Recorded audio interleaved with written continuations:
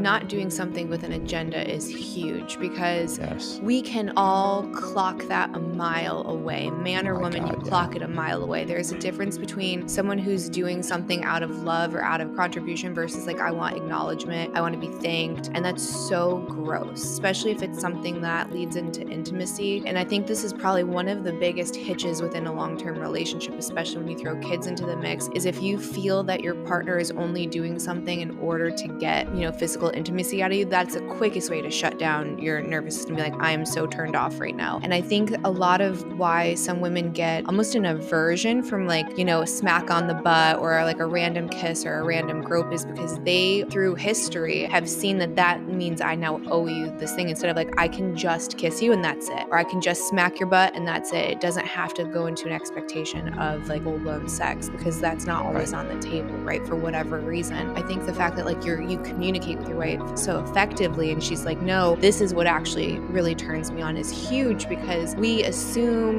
we're identical beings like that. You're a big hairy woman and I'm a small hairless man. And like that's a big mistake. So your desires and what gets you going is going to be totally different. Your drivers are very different. So the only way to do that is not going to be mind reading. We all suck at that. It's to have just like those blunt conversations of this is what makes me feel safe. This is what makes me feel aroused, or these are my needs. This is where I'm feeling a deficit, and have those conversations.